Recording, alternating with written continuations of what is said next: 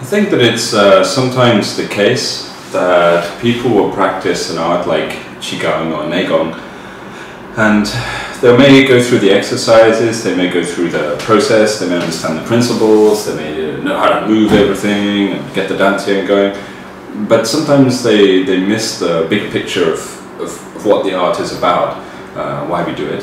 I think as well, even on that level, people sometimes misunderstand the kind of nature of what Chinese medicine is about a little bit as well. And I think sometimes that happens because it's easy to sometimes miss the obvious, you know, the reason we do something.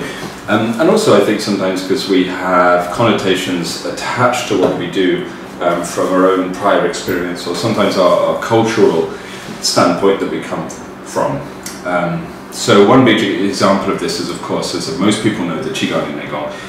And most of the Taoist arts are intimately connected with medicine, Chinese medicine. But the problem is that Chinese medicine and Western medicine do not work the same, and they don't even have the same ethos behind it. The view of health isn't necessarily even the same, you know? So sometimes we need to step back and look at kind of like the bigger picture of how these things work.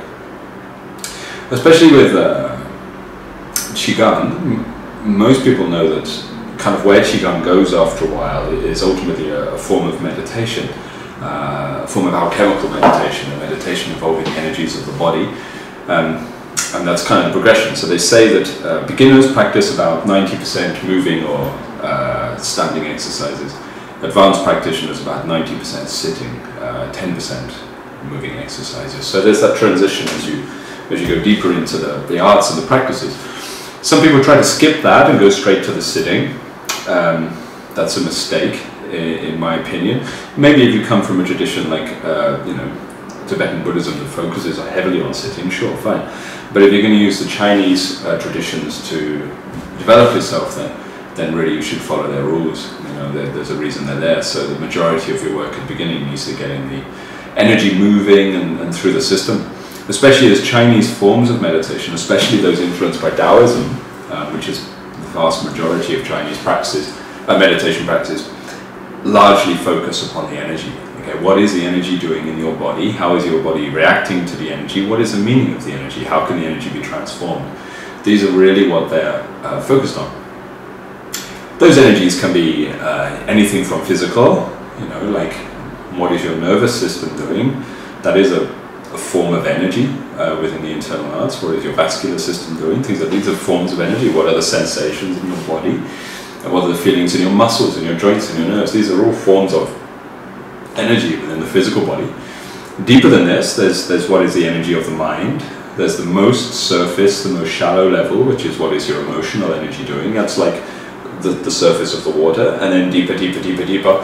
What are all the deeper parts of your awareness doing, including your motives for your actions, and then your root nature, and then deeper beyond this will be simply called the Shen. You know, each of these different layers has its own energy and its own way of moving, and sometimes in Qigong, people make the misunderstanding of thinking we have to find them and just feel them, or when we can feel them, it's all good. But that's not really the case, actually. We have to understand the nature of our energy and then do something about it, which normally is to make it move, to make it flow. Qigong is one method of doing this, the standing and moving exercises. Most of you will know by now, you've been training a fair while, I guess, is that the energy must first of all sink and pool inside the body to the right region so that everything centralizes to the dantian, and then it must be able to move and mobilize through your system and through the channels. Mobilizing through the channel system is a major task. It takes a really long time. Okay, it's not just the key channels you might read about in Qigong, but all the little subsidiary branches and things like this. Since the channel system is intermediary between the mind and the body, the physical body that your mind is housed in, then the quality of the channel system, the openness, or not openness, I guess, the closed nature of it, will dictate the quality of the mind. So somebody with shut channels will have a stuck mind. Somebody with very open channels will have a very open and free mind. Doesn't mean that the mind is perfect in any sense of the term, but it does mean it has the fluidity to change, to hua, to convert from one thing to another. So you could get, say, a person with a high level of ignorance and quite small-minded and stuck in their ways. If they manage to open the channel system, that doesn't necessarily change their views or their outlook on life, and ultimately that ignorance and stuck-minded normally creates a kind of frustration or depression, so it's not very healthy.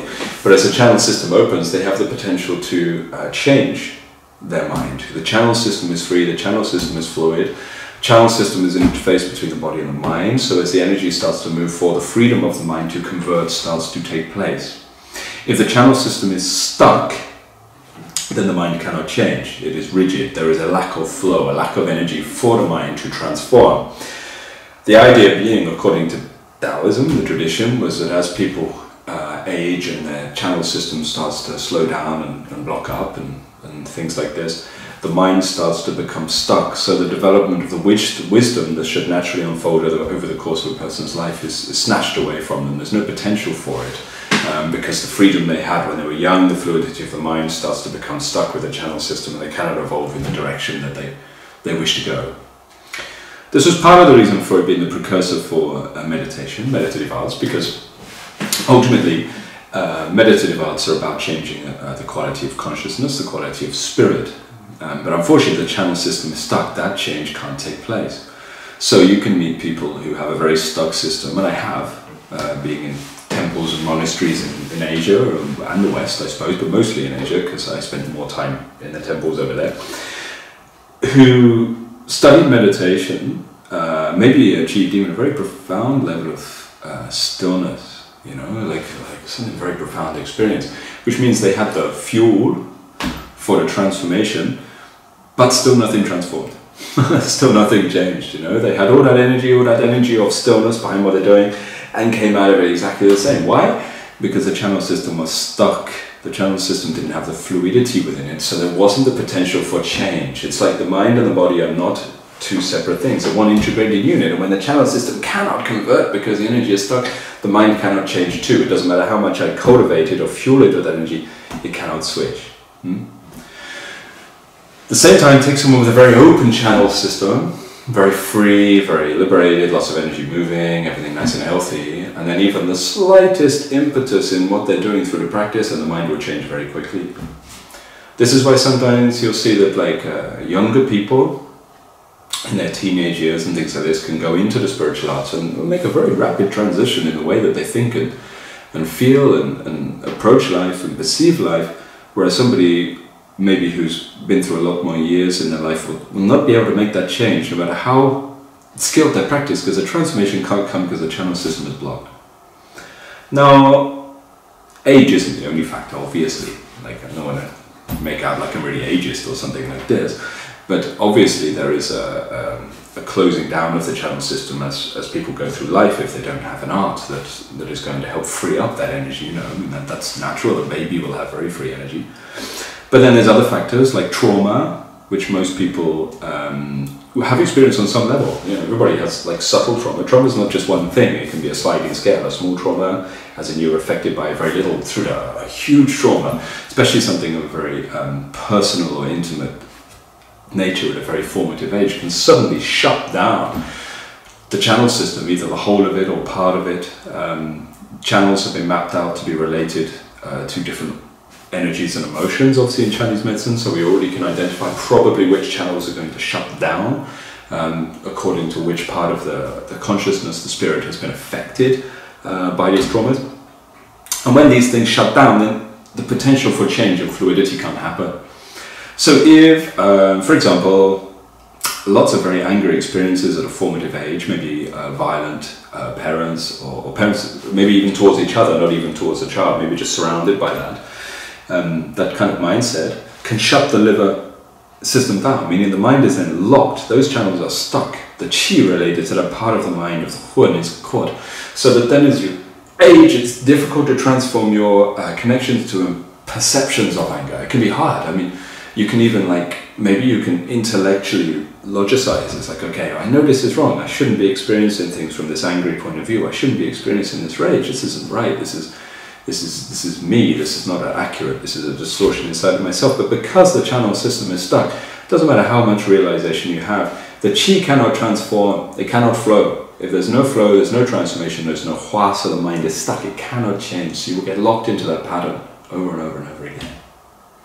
Sometimes people with that kind of issue, that kind of trauma, say for example this person stuck in that mindset, anger is an easy one to understand because it's quite a strong emotion compared to some others, compared to like worry or something. But anger, you can normally think of an example of someone you've met or know because it's such a strong emotion. That's why anger normally gets used in examples, by the way.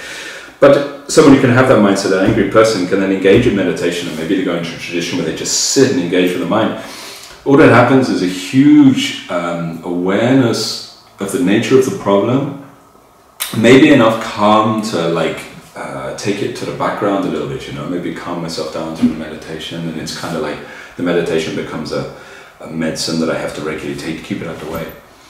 But still no channel system open. No channel system open, no energy can flow, so the issue cannot change, cannot transform. The bodily aspect of the art is not allowing the chi to move as it needs to create the potential for hua, for transformation, right? This is where Qigong comes in, right? What is it for? Well, it frees everything up and gets it to move so that we have the potential for change. Now, at a certain stage in your development, I guess, once you go to a certain level of teaching, a certain level of expertise, it's normally quite a lot of years, you have the potential to actually see and perceive the openness of the channels of your students, or not just your students, yourself and the people around you, you know. You can see surface levels of it when they move just by looking at them, you know. Then you have, I suppose, medical techniques as an ability to do this, and then later, well, deeper skills, I suppose. It doesn't matter what they are right now. To actually, you can almost tell for like what percentage is that channel open. You know, it does become that black and white. So is the channel open? Is it full enough to be stabilized? Is the energy moving through that channel? That means, does that person have the potential for fluidity of chi so that they can transform? It's not guaranteed they'll transform. There still has to be something to transform them, but do they have the potential to do it? Yeah. If you take a student who has a very difficult mindset, right? Maybe something is stuck for them. Maybe they even know it. It doesn't even have to be something they're not aware of. They know it's caught it, like I'm going around in circles inside my head. And you try to work with them therapeutically or whatever, but they cannot change. You know, many of you who've worked therapeutically or even spoke to someone about deeper issues than, you know, small talking conversation will know that there are people that are stuck like this. They cannot change. Still going round and round and round and round and round. Primarily from the Qigong perspective, the answer would be to open the channels and move the Qi, and then build more Qi so that the openness of the channels can stabilize. Okay, fluidity of the Qi opens it, stabilization of the Qi maintains it. So sometimes people try to comfort in the wrong way. They're like, we change the mind, we change the emotions, and then the Qi will flow more. On some level, that's true. Yeah, arguably, that's okay. But it's not the most efficient way, and it's certainly not the way the Taoists were most interested in. What was more efficient to them was generate more energy, allowed to move through the system, open up the channels, and then what would happen is we now have the potential for transformation. That transformation was then classically guided by the teacher, which had like a mentor relationship with the students. That kind of relationship has disappeared these days a little bit, just because of the nature of modern life, and we don't live in temples with wise sages anymore, you know. So therefore it then became I guess it's now well, largely I suppose it's the personal impetus of the student to fill their mind with the right material or the right seeds to create the change that they want to, you know, to transform the mind in the way it needs to be. This change can be all sorts of ways, right? You know, so I'm not talking just like ethically or morally, which to some people is very important. I want to change my mind so I become a more ethical person. I can think of one example of someone who came into the school who explicitly told me that for the sake of their family, they wanted to change their ethical and moral and emotional way of being so that it would benefit their family, which I thought was a highly admirable reason for training, like amazing. And ultimately what they wanted was some form of sort of meditation or profound thing that would do this. But what it came down to was, okay, right, so you know what you want to change, but you can't change. Well, you already have the seed for what you're after, but you can't change your mind. So there's no point trying to create more seeds. That's okay, you've got that, you've got the motive. Now instead we open the channel system so that Qi can move, and then build more Qi so that it's stable. So now you have the potential for Hua, for change. Okay, stagnation is gone. Now you can change. Now your mind, now you have that energy for change. Combined with the seed, the mind will change. Yeah. And knowing the person, it did. I mean, that's what happened. This also applies to some medicine. This is kind of Chinese medicine's view, right? Like, why are people unhealthy? Because they're stagnant. That's the view. That's not what I'm saying. I'm not making a sweeping statement, but that's Chinese medicine's view, right? Stagnation is the enemy. Stagnation can be related to excess or deficiency of various things, but still it's stagnation that's the issue, right? So, what do we do to help someone change their health?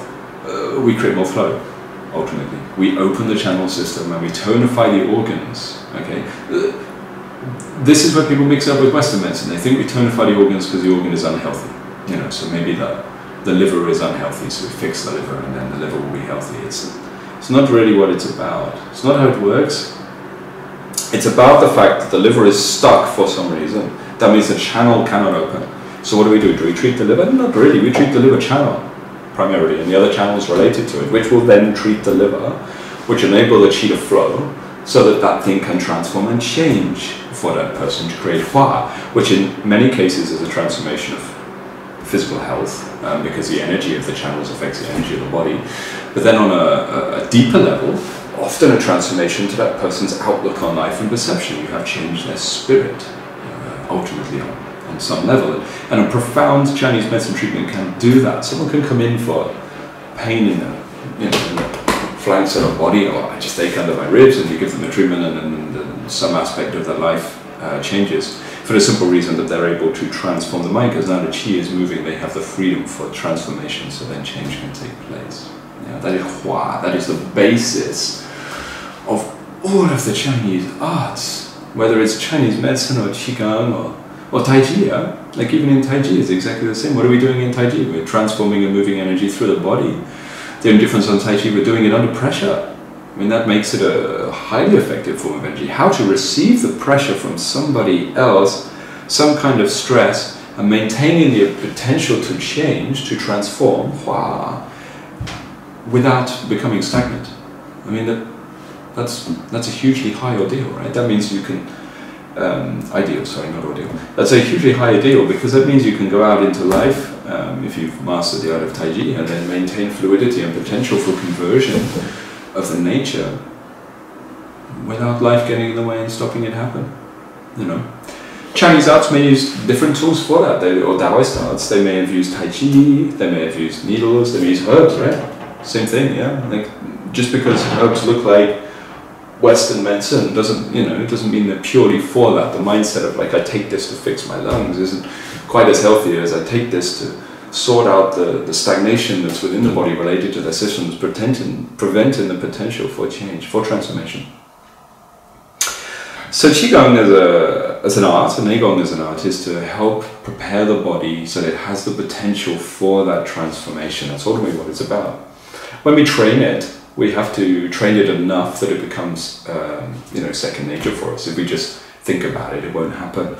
This is why, like, when you run, or when I've run these like QGC programs, which are structured, there's a requirement for the amount of training people to do, and at first it can seem like you're just doing it so you get the body movement sufficient or something, but it's more than that actually, because if you don't train, you don't have the potential for change. I've known teachers, outside of the school, inside the school, doesn't matter, who don't have a regular practice themselves, because that's the nature of humankind, that's people will get lazy and things like that. They don't change, they can't change. Like, you see them having the same behavioral patterns that they have 5 years ago, 10 years, nothing is changing because they're not opening the channel system. And I think partially because they don't even understand the importance of it. And maybe they don't even understand the importance of change. But then that brings me to a question of why are you in Taoism? Because ultimately you only have to read anything within their classics to understand that transformation, evolution, change was always what they were after. Like in some format, that's alchemy, the conversion of energy, the conversion of mindset from one form to another. What that requires is persistent work until the inside of the body opens up, so you can find and work with these energies, these forms of chi that can range from, like I say, bodily energies through to mental energies, emotional energies, spiritual energies that have to keep transforming and transforming and transforming by becoming more fluid. The stabilization of that fluidity is then the building up, the amount of. So we build more energy, open the channels, put more energy into it. Ultimately, that's the main reason for Qigong, as far as I can see, and it certainly is supported by the classical teachings. This is why meditation was normally, sitting practice was advised after a student had opened the channel system to a certain degree. That doesn't mean that people couldn't do some alongside it, of course, but the focus needed to switch once that had happened. So what do we have? We have all of the moving arts that need to be put in place first. And then after that, once the channel is open and then change can take place, then the tools are put in place to guide that change in the right direction according to the tradition. You know. I hope that's helped a little bit. I just thought I'd sort of discuss that and throw that out there. I think I'll explore this more at a later date, but I think I'm going to sow the seeds and give you something to think about, and maybe try to, even if you don't agree, you know, that's okay, but like, look at it for a little while and try to understand that concept and see if you can apply it, or see how it applies to the arts you practice.